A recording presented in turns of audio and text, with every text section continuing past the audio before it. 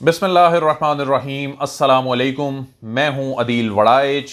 Pakistan Tehreek Insaf party funding case में बड़ी पेशरफ्त हुई है। बिलाखिर वो रिपोर्ट मंजर आम पर आ गई है जिसका कई बरसों से इंतजार किया जा रहा था। ये केस 2014 में इलेक्शन कमीशन ऑफ पाकिस्तान में आया, 2018 में स्क्रूटनी कमेटी बनी जिसे 1 महीने का मैंडेट दिया गया था, लेकिन 2022 में इस स्क्रूटनी कमेटी ने अपना काम मुकम्मल किया और आज जब इसकी रिपोर्ट सामने आई है तो एक तूफान बर्पा हो गया है मीडिया पे, सोशल मीडिया पे। और ये कहा जा रहा है जी कि पाकिस्तान तहरीक इंसाफ के हवाले से जी इंकशाफात आए हैं, बड़े गैर कानूनी काम जो है वो सामने आ गया है। सबसे पहले तो आपके साथ ये शेयर करूं कि रिपोर्ट क्या हो रहा है मीडिया और सोशल मीडिया पर, और उसके बाद फिर मैं आपको बताऊंगा कि असल में सूरत हाल क्या है इस रिपोर्ट में, हकीकत में कहा क्या गया है, ये केस क्या था और कौन से कॉन्सिक्वेंसेज हैं जिनका सामना करना पड़ सकता है पाकिस्तान तहरीक इंसाफ को। मीडिया पे रिपोर्ट तो ये हो रहा है कि 14 बैंक अकाउंट्स और 31 करोड़ रुपए से ज्यादा की फंडिंग या जो डोनेशन या जो उनकी आमदन है या इनकम है वो जाहिर नहीं की गई। ये फंड्स जाहिर नहीं किए गए 2008 से 2013 के दौरान।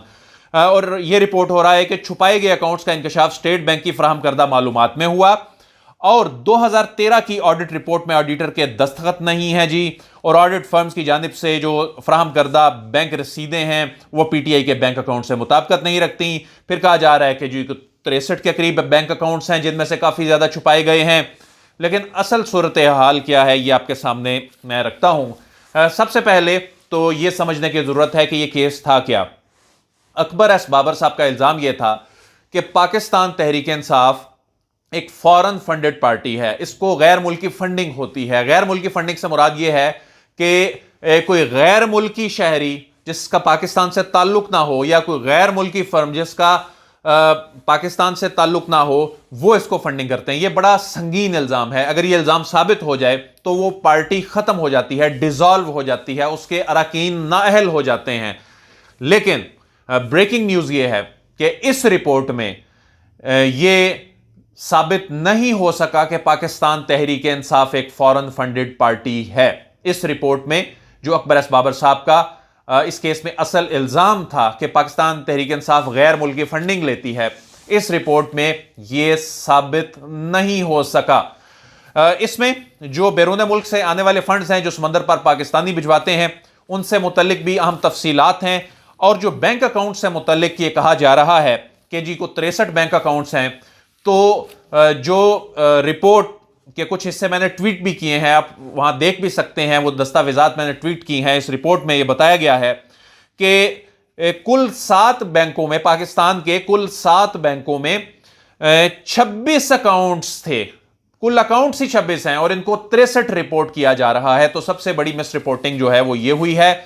और इसमें जो कहा जा रहा है, इसमें इल्जाम क्या था कि जो गैर मुल्की फंडिंग का इल्जाम था वो ये था ना कि अमेरिका से कोई फंडिंग आई है, कोई अमेरिका में किसी यहूदी ने कोई फंड्स दे दिए हैं, किसी यहूदी फर्म ने फंड दे दिए हैं। और सबसे ज्यादा इल्जाम अमेरिका की जो फारा की वेबसाइट है जहां पर ये तंजीमें रजिस्टर होती हैं, मिसाल के तौर पे अगर पाकिस्तान तहरीक इंसाफ है या PMLN है, पाकिस्तान पीपल्स पार्टी है, तो ये तमाम आलमोस्ट ये जो बड़ी सियासी जमातें हैं ये अपने आप को, अगर इन्होंने अमेरिका में फंड रेजिंग करनी है वहां अपने डायस्पोरा से, तो वो वहां पर अपनी जमात को LLC कंपनी के तौर पर वहां पर रजिस्टर करवाते हैं, उसके जरिए फंडिंग करते हैं और उसे फारा की वेबसाइट के ऊपर जितनी भी डोनेशंस आती हैं उनके ऊपर ये डिक्लेयर होती हैं। जो तफसीलात इस रिपोर्ट में सामने आई हैं उसके मुताबिक बैंकिंग चैनल में अमेरिका से जो पैसे आए हैं, अमेरिकी डॉलर्स में जो पैसे आए हैं, वो 73,91,000 डॉलर्स आए हैं। ये बैंकिंग चैनल के जरिए आ रहे हैं, ये कोई गैर कानूनी तरीके से नहीं आ रहे। जाहिर है जब कुछ चीज बैंकिंग चैनल से आती है तो वो एक डिक्लेयर्ड चीज होती है। इसमें पाउंड स्टर्लिंग्स जो आए हैं वो 95,125 आए हैं। ये 5 साल के दौरान आने वाले फंड्स हैं जो पाकिस्तान तहरीक इंसाफ को मिले हैं। यूरो 33,426 आए हैं। डेनिश क्रोन जो हैं वो 57,110 आए हैं। जापानीज येन जो हैं वो 7,29,000 आए हैं। स्विस फ्रैंक जो हैं वो 1,072 आए हैं। इसमें जो सूडान का पाउंड है वो 50 आए हैं, स्वीडिश क्रॉन 500 आए हैं। पाकिस्तानी रुपीज में जो रकम आई है वो 85 करोड़ 64 लाख रुपए आई है। तो ये जो कुल मिला के जो रकम सामने आई है वो तकरीबन 5 वर्षों में वो 1 अरब 63 करोड़ रुपए बनती है। अब 1 अरब 63 करोड़ रुपए की इस रकम में से 1 अरब 30 करोड़ रुपए जी कहा जा रहा है कि इलेक्शन कमीशन ऑफ पाकिस्तान को बताए गए, और जो बाकी 31-32 करोड़ रुपए की रकम है वो डिक्लेयर नहीं की गई। पाकिस्तान तहरीक इंसाफ ये कह रही है कि ये जो बाकी 31 करोड़ से जायद की रकम है ये चूंकि एक अकाउंट से दूसरे अकाउंट में ट्रांसफर होती रही, तो ये भी अकाउंट्स जो हैं इनकी तमाम ट्रेल उनके पास मौजूद हैं। वो ये दावा कर रहे हैं, देखते हैं कि इलेक्शन कमीशन में वो किस तरह ये फराहम करते हैं। तो ये रिकंसाइल जो हैं वो उन्होंने कर लिए हैं। तो ये 31 करोड़ रुपए की रकम जो है इस पर शोर मचाया जा रहा है।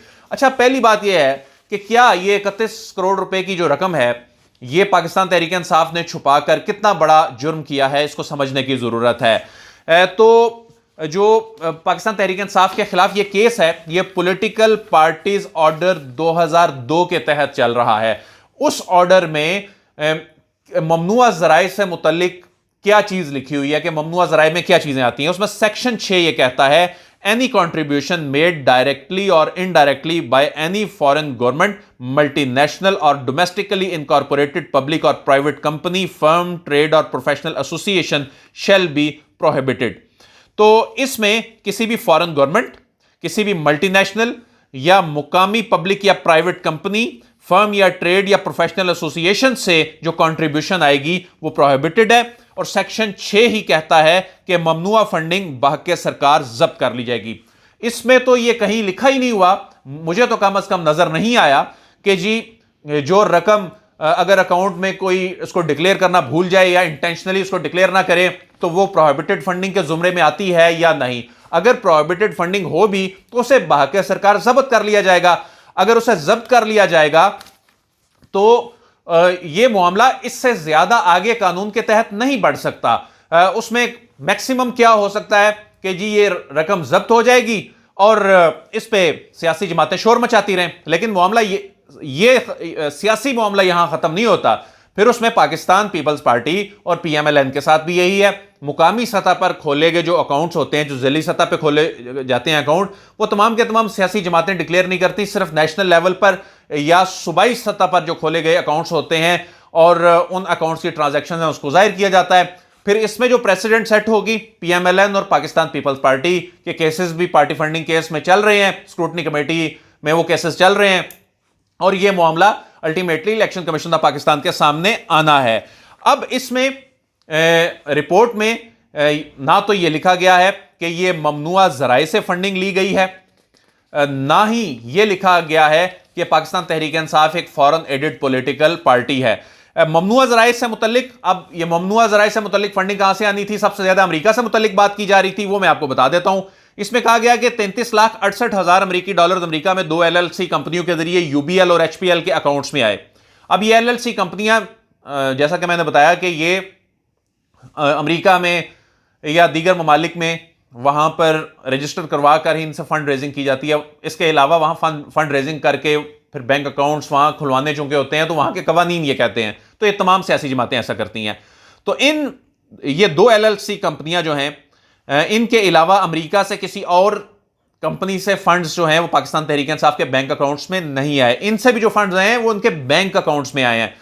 फिर इसमें यह कहा गया है कि चूंकि पीटीआई की एलएलसी यूएसए के जो बैंक अकाउंट्स तक कमेटी को रसाई नहीं थी, तो आमदन के जराए से मुतल्लिक भी हम कोई कमेंट नहीं कर सकते। तो आमदन के जराए से मुतल्लिक जब वो कोई कमेंट नहीं कर सकते तो इसमें प्रोहिबिटेड फंडिंग एस्टैब्लिश ही नहीं हुई। और यानी जो एक्सट्रीम पे जो चीज नुकसानदेह पाकिस्तान तहरीक इंसाफ के लिए साबित हो सकती थी वो फॉरेन फंडिंग थी। उसके बाद ममनुआ ज़राए की फंडिंग थी, इवन वो भी यहां एस्टैब्लिश होती नजर नहीं आ रही। और इसमें जो बैंक अकाउंट्स हैं जी उनको जाहिर नहीं किया गया, उनकी रकम को जाहिर नहीं किया गया। तो ये एक बेज़ाब्तगी जरूर हो सकती है, लेकिन आप उसको कोई इतना बड़ा जुर्म नहीं कह सकते, क्योंकि ये तो फिर तमाम सियासी जमातों ने किया है और इस तरह सियासी जमातों के खिलाफ एक्शन होंगे तो फिर पाकिस्तान की दीगर सियासी जमातों के खिलाफ भी एक्शन होगा। आज जब इस केस की समाअत हो रही थी तो पाकिस्तान तहरीक इंसाफ ये चाहती थी कि ये रिपोर्ट अभी पब्लिक ना की जाए, लेकिन ये रिपोर्ट चूंकि फ्री कैन को देनी थी, इसमें इलेक्शन कमीशन ऑफ पाकिस्तान खुद हुक्म दे चुका था कि जब ये कमेटी अपनी रिपोर्ट फाइनलाइज कर लेगी तो ये फ्री कैन को दी जाएगी। चीफ इलेक्शन कमिश्नर साहब को जब इस्तदा की गई पाकिस्तान तहरीक इंसाफ की जानिब से कि हिदायत दी जाए कि ये रिपोर्ट पब्लिक ना की जाए, तो चीफ इलेक्शन कमिश्नर ने और दीगर अरकान ने भी यही कहा कि हम रिस्ट्रेनिंग ऑर्डर नहीं पास कर सकते, हम कैसे मना कर सकते हैं कि पब्लिक ना की जाए, ये फ्री कैन को दी जा रही है। तो वो इसलिए कह रहे थे फ्री कैन को ना दी जाए कि हम अपनी वजाहत इसमें ताकि दे दें, क्योंकि उन्हें अंदाजा था कि ये जब मंजर आम पे आएगी तो इसकी अपनी तशरीह की जाएगी, इसमें शोर मचेगा। तो इसमें बहरहाल उनकी ये इस्तदा मुस्तरद कर दी गई, नहीं रोका गया इसको पब्लिक करने से मुतल्लिक। फिर पाकिस्तान तहरीक इंसाफ ने एक और दरख्वास्त भी आज की समाअत में ये बताया कि हमने दायर की है कि पीपल्स पार्टी और PMLN के जो फॉरेन फंडिंग या पार्टी फंडिंग, उन दोनों जमातों के पार्टी फंडिंग के जो केसेस हैं वो इसके साथ क्लब कर दिए जाएं, इकट्ठे सुने जाएं, इंतजार कर लिया जाए, क्योंकि स्क्रूटनी कमेटी में वो भी फाइनल मरहले में है। तो इस पे भी चीफ इलेक्शन कमिश्नर साहब ने कहा कि इनको कैसे लिंक किया जा सकता है, ताहम इस पे दलाइल का आगाज करें, इस पे हम सुनेंगे और उसके बाद फैसला करेंगे। अब 2 हफ्तों के लिए केस जो है वो चला गया है, आगे मुलतवी हो गया है। 2 हफ्तों बाद अब फ्री कैन ने इस पर अपने आर्गूमेंट शुरू करने हैं। अब अकबर एस बाबर साहब ने तो बुनियादी तौर पर इल्जाम लगाया था कि ये फॉरेन फंडेड पार्टी है, वो तो इसमें नहीं लिखा हुआ सामने आया। अब ममनुआ जराए से मुतल्लिक भी ऐसी कोई चीज सामने नहीं आ सकी। अब एक चीज रह गई है कि ये जो 31 करोड़ रुपए 5 सालों में जाहिर नहीं किया गया, तो कानून में तो ऐसी कोई चीज नहीं लिखी कि ये भी कोई ममनुआ फंडिंग होती है। इसके क्या कॉन्सिक्वेंसेस होंगे ये इलेक्शन कमीशन ऑफ पाकिस्तान तय करेगा। लेकिन जो तूफान बर्पा किया गया है कि न जाने पता नहीं क्या हो गया है, रिपोर्ट आ गई है और इसमें ऐसे इंकशाफात हो गए हैं, तो ये इंकशाफात थे जो मैंने आपके सामने रख दिए हैं। अदील वड़ाइच को इजाजत दीजिए, आपसे फिर मुलाकात होगी। अल्लाह हाफिज।